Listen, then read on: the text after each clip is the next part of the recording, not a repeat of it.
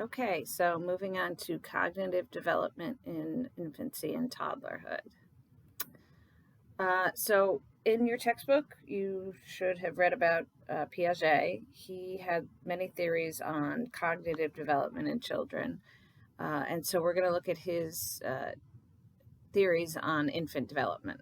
So he believed that infants and children are trying to organize their world and try to make sense of the world around them. So children do this, according to Piaget, by building these schemes or sort of categories for things that they see in their environment.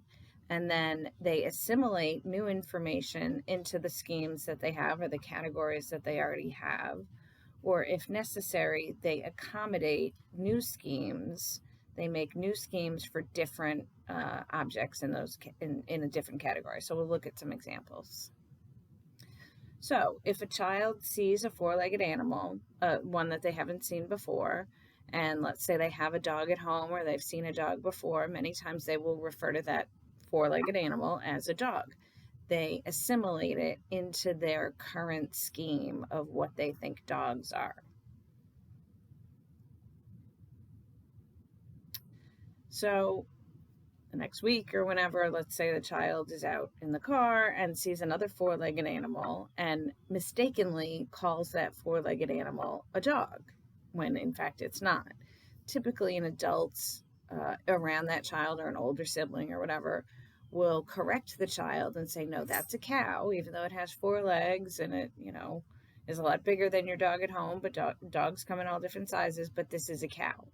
And so the child will make an accommodation, will make a new category. Okay, so these four-legged animals that look like this are dogs, and these four-legged animals that are, maybe much larger and they have kind of horns on their head or spots, the child will put that into a new category of cow. Now, children will make mistakes like this on a regular basis, and through the practice of being exposed to adults or older children, they will learn how to identify things and put them in the correct categories. So this all takes place in the sensory motor stage. This is Piaget's stage in the first 2 years of life, where they're building these schemes, they're using their senses to explore and their motor skills to get around and look at things and grab things that they're interested in. So here we have a little video about circular reactions, how children use their bodies to interact with the environment and learn what their effect is on their own environment. So you can click on this link.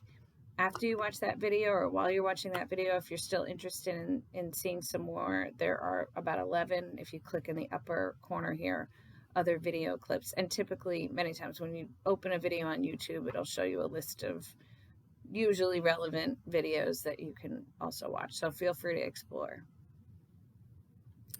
Object permanence is a very important stage that children reach about around the age of 10 months of age. And you know that the child has reached this age when they start to look for things that have disappeared. So if the child is in a crib and you have a stuffed animal and you hold it in front of them and they're reaching for it and then you hide it behind their back, if they kind of stand there and look at you blankly, they have not yet developed object permanence. If they start sort of kind of looking behind you and looking around you and maybe looking below, that indicates that they have reached that cognitive stage where they know that just because they don't necessarily see something, it does still exist. This is also when, dropping things becomes a fun game for babies. And if you've ever been around an infant of this age or a very young child of this age, you'll know that becomes a popular, they'll throw it and then they cry for it and you have to go over and pick it up and give it to them. That's how you can know that they've developed object permanence. So some other things, children get better as they get closer to 2 at extending their attention time, moving from one object to another or one area of focus to another. Their sustained attention becomes a little bit longer, so they can pay attention to things a little bit longer. Their memory improves and just continues to improve as they develop. And again, they begin to understand how to categorize and how things belong in different categories. So at first, when children are categorizing things, they start with just basically what it looks like. As they get older, especially as they're moving out of this 2-year-old stage, they can start to understand also how to organize things based on their function. So cars, things that go, something like that would be a conceptual category that children around the age of 2 start to understand. There are IQ tests for children of this age. They're plotted on a bell-shaped curve. They have a normal distribution. This is also how IQ scores are plotted for older children and adults. In general, IQ tests at this age obviously aren't, we're not looking to place the child in college before the age of 2. They're used largely as a screening tool, just to be sure that there are no cognitive difficulties that the child may be experiencing. If those difficulties are identified, early intervention can help build on some of those skills that the children have and improve outcomes later in life. So early intervention for cognitive function is also very important.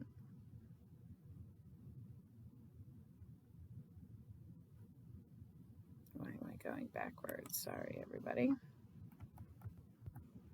Okay. So another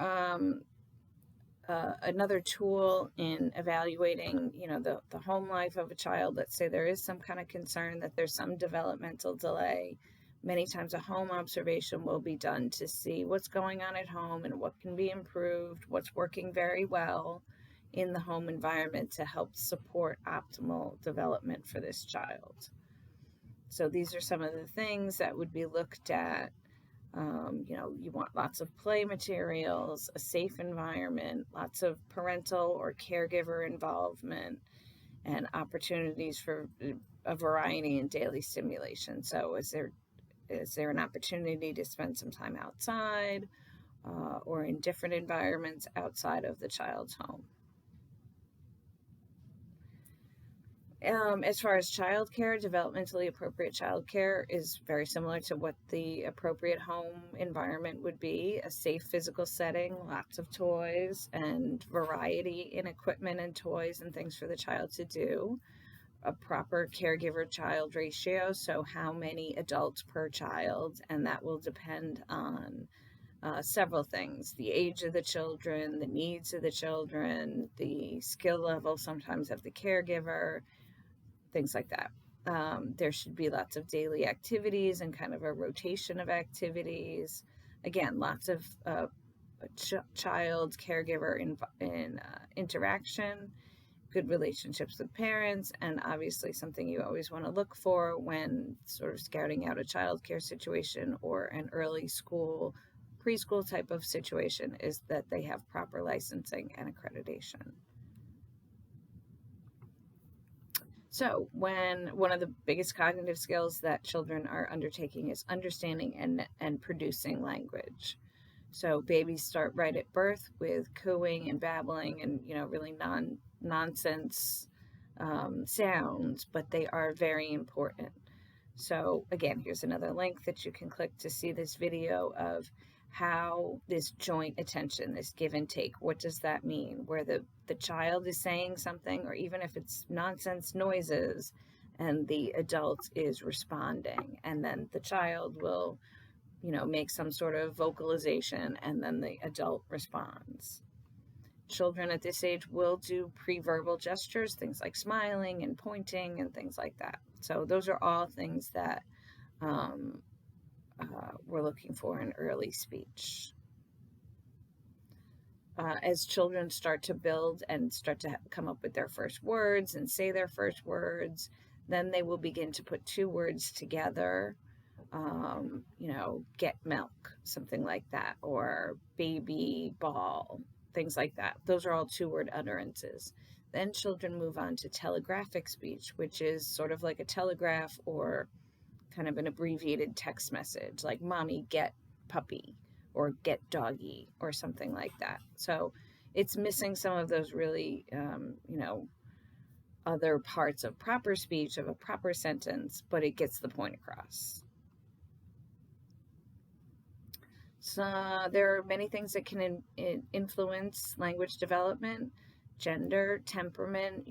Outgoing, friendly babies, easy to warm up babies are generally more likely to engage in early speech.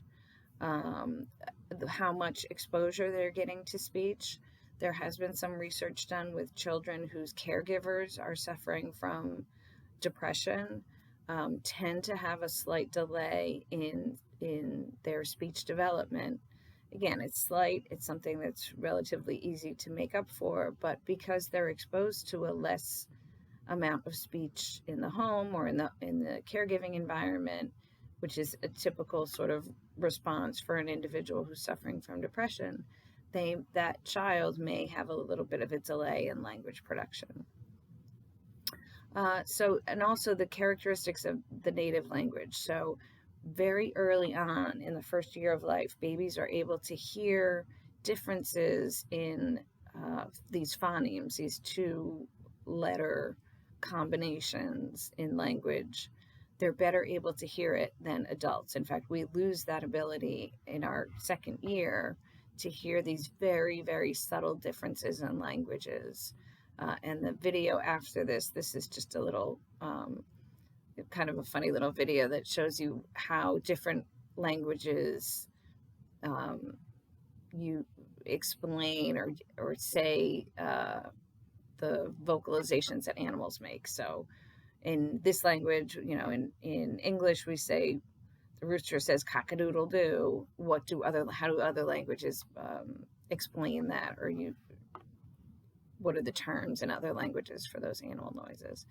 The next video, where is the video on? This may be it, on the differences in hearing those phonemes.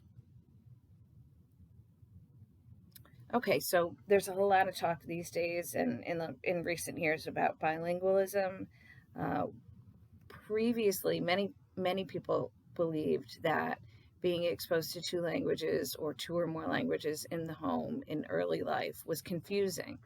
What we now know is that there are enormous benefits to being exposed to more than one language very early on in life, and that children really experience no delay in their language. They may have a slight delay in expressing themselves in other languages, in one or the other, depending on which one is preferred at home or something like that. But children make up for that slight delay very rapidly, and it's always a benefit for children to be exposed to more than one language very early on. So in the discussion area, feel free to, let us know if you are bilingual. Were you bilingual from birth, basically? Were you exposed to two or more languages at home? How has this benefited you? Are there any struggles with it? Should we in the United States perhaps reconsider when we teach language to students? When did you learn your second language? Was it at home at birth, or did you first get exposure to a second language in school?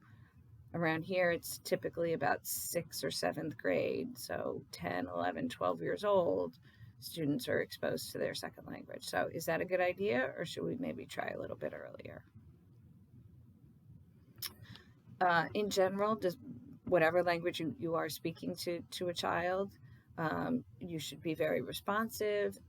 Baby talk is okay in early stages of speech development. Baby talk is what gets the baby's brain's attention. The baby's brain will light up when they hear that baby talk. The variation in pitch keeps their attention for a longer period of time and is beneficial.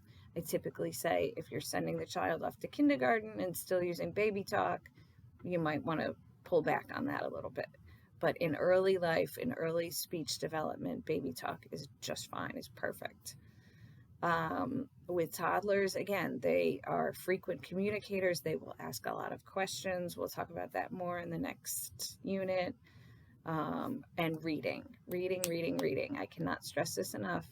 From infancy, babies even should be read to every day. They should start to learn that books are fun, that reading time is special and exciting.